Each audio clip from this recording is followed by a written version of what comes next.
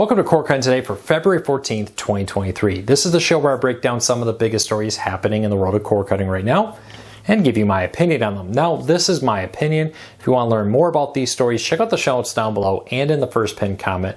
You can find them on cordcuttersnews.com so you can read about them for yourself and come up with your own opinions. I'd love to hear from you down in the comments. If you're new here, do me a big favor. Help us grow, help us support our families here. Just let YouTube know you enjoy what we do here by hitting that subscribe button, hitting that thumbs up, let YouTube know.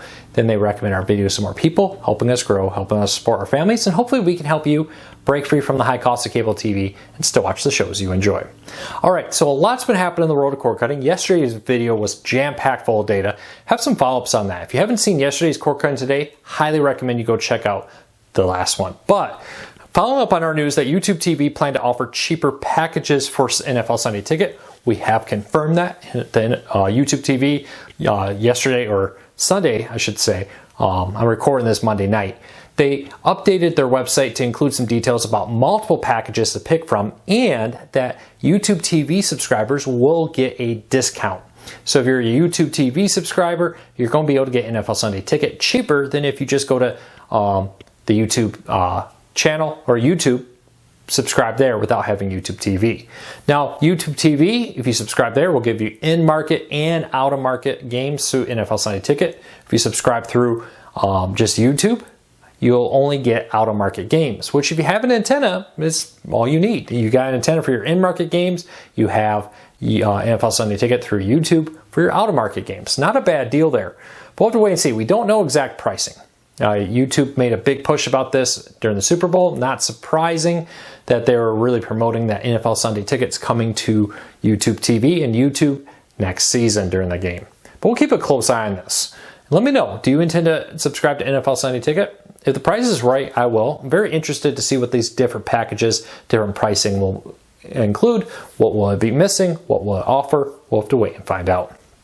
All right, Fubo TV, next story up, is bringing back monthly payments. Now, Fubo TV occasionally over the last few years, actually, I think, has been removing the monthly payment option during big sign-up periods like the Super Bowl and only offering a quarterly option. So if you wanted to subscribe to YouTube TV over last weekend, or excuse me, Fubo TV, I apologize, mixed up my stories. Fubo TV over the last weekend, you only had the option to do it quarterly. If you wanted to do it monthly, you were out of luck. Well, that only lasted over the weekend, and Fubo TV brought back the monthly plans. Now, Fubo TV confirmed to Cord Cutters News that this was a test, and the test has ended. And basically, the only difference here was you either, it's the same price, but instead of being able to pay monthly, you had to pay upfront a quarterly fee to get it on Fubo TV during the Super Bowl. For Fubo, that gives them more money up front, but also it's been shown that when subscribers use the service for several months, they're far less likely to cancel it. They get kind of ingrained, locked into it, and if Fubo can lock you into a quarterly payment, that'll probably help Fubo grow, get more subscribers, and develop their service. But that does push away some people. There's some people who don't want to pay up front. You know, it's a couple $100 versus sub $100 price point when you look at it coming out of your bank account. I don't believe there was any discounts when we looked at it. Our testing and everything, it seemed to be the same price, just paid upfront in 3 months. Some services have, of course, offered annual plans that allow you to pay multiple months or a whole year at a cheaper rate or a monthly and more expensive. I actually think it wouldn't be a bad idea for Fubo to do that, but it doesn't seem to be what they're doing here. They seem to be more trying to drive up long-term subscriber numbers by only offering a quarterly option there. So let me comment, let me know, would that change your willingness to subscribe to a service if you could only do it quarterly? I'd love to hear from you. All right, now we have a new study that shows over half of Americans have canceled TV. Now, cable TV. For a long time, when I started being a cord cutter, next year marks 10 years of this site and well over 10 years of my life as a cord cutter. But when I canceled cable TV, I was kind of in a minority. There wasn't a whole lot of us. It was maybe 10-20% of Americans who didn't pay for cable TV, and a lot of them just never had paid for it. Cord nevers. Not something you hear so much about, but it is still a very big part of what's happening in the world of cord cutting. But now, according to Samba TV, S-A-M-B-A TV, I hope I pronounced that right, 52% of Americans no longer pay for a traditional cable TV, satellite TV, etc. service. It's quite the number. No longer is cord cutters in the minority. If you are a cable TV subscriber, you are in the minority. You are no longer part of the majority of Americans and how they watch TV. I'd love to know, how long have you been a cord cutter? Leave me a comment, let me know. Are you fairly new? Have you been around? Or are you like me at 10 plus years of being a cord cutter?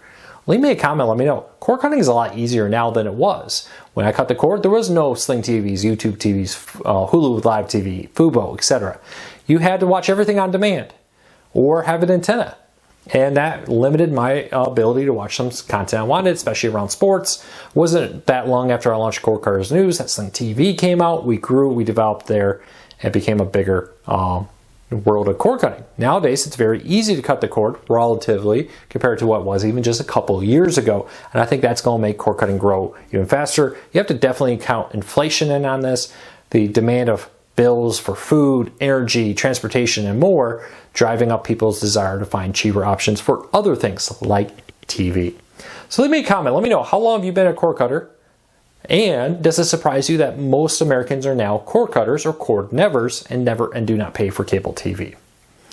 All right, let's talk about the Super Bowl. So the Super Bowl happened, we got some data, and one of the things that struck out to me is a few years ago when the Super Bowl or other big events happened, we often had major issues. Now, not saying there was no issues with the Super Bowl, but for the most part, the Super Bowl streamed without issues and went pretty well. Not just the national feed from Fox's sports app, but local feeds through like YouTube TV, Hulu, Sling, Fubo, and Vidgo, and so many other live TV streaming services that offered the game, offered a great high quality experience that, well, maybe delayed maybe 30 seconds or so, but gave you what you wanted. And if a delay was your big issue, an antenna was the way to go.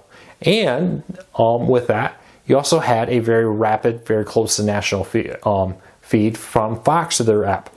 So leave me a comment, let me know. Were you surprised at how well the Super Bowl streamed? A few years ago, it was very common for one or more major services to go down during a high stress period like the Super Bowl and be unable to keep up with the demand for the streaming of the Super Bowl. That didn't seem to happen this time. Leave me a comment, let me know what your experience was. And I do know there was a few minor things. There was a sound issue for a little bit at the beginning, but that was actually across multiple platforms and not really related to streaming. All right, let's jump forward. Facebook. It's drink your coffee, folks, after a long day of work before recording. Facebook Watch, which is the app on Fire TV and main devices that allow you to watch Facebook videos on your big screen TV, is leaving the Fire TV. It seems like this is being kind of shut down over the years. Facebook has pulled back support for their apps on multiple devices, Roku being one of the big ones. Earlier, they ended support for. Now, coming in April, Amazon Fire TV devices will no longer have an official app to watch Facebook videos on through the Facebook Watch. Facebook's been shuttering some of their independent apps, trying to move people back to the official Facebook app. Facebook Gaming was a great example of this. No longer do you watch your Facebook gaming videos through a dedicated Facebook gaming app to take on Twitch. You watch it through the Facebook app. But this is kind of removing people's ability to watch this content on the Fire TV. I'm not sure if this is related to the layoffs. It could be that Facebook's looking around and wanting to put their staff in other places after they cut a bunch of staff. It's also very possible they looked around and said, the resources we're putting into that Facebook Watch app on the Fire TV is not getting us the viewership that we would want from it. It's not worth the time or money for it. So you can continue to use it from now until sometime in April when that cord is cut on that, and you can no longer watch the Facebook Watch app on Fire TV. Do you use it? Did you care about it? Leave me a comment, let me know. I bet most people didn't even realize that there was a Facebook app to watch videos on your Fire TV. All right, it's Valentine's Day. What's this Valentine's like? I Love Lucy. Well, Pluto TV is launching the I Love Lucy channel today. It could be live when this goes up. If it's not, later today it'll be live. It has been confirmed by Pluto TV to Cord Cutters News that a free stream of the classic I Love Lucy show is coming to Pluto TV with a dedicated channel. But if you don't want to wait, if you can't find it, it's not there yet. You can find the Here's Lucy show already on Pluto TV, along with the Lucy show, which are two follow-up series after the I Love Lucy show that they produced that you can watch right now on Pluto TV. Give you great access to all kinds of Lucy-related content. One of my shows I grew up with, I always remember being sick at home watching Wheel of Fortune and I Love Lucy on TV. It always seemed to be on daytime TV when I was a kid. All right, last thing. Speaking of things coming back, Barney is coming back. Are you excited? Did you grow up with Barney? Mattel is relaunching the Barney franchise for a preschool targeted age as an animated series, and will be coming back later this year and in 2024. Excuse me, with that. We'll find out more later this year. Don't really know a whole lot more. I thought it was interesting. What do you think about Barney coming back? Would you let your kids watch it? Leave me a comment. I wonder if they're going to bring back the original theme song. You have to think they do, right? Can't have Barney without the original theme song. Leave me a comment. Let me know what you think. Well, there you go. There is today's Cord Cutting Today for February 14th, 2023. Don't forget to hit that subscribe button. Hit that thumbs up. Let YouTube know you enjoy what we do here, so YouTube recommends our videos to more people, helping us grow, helping us develop our channel, helping us support our families, and hopefully helping you break free from the high costs of cable TV. Until next time, take care, be safe. I'll be back again real soon.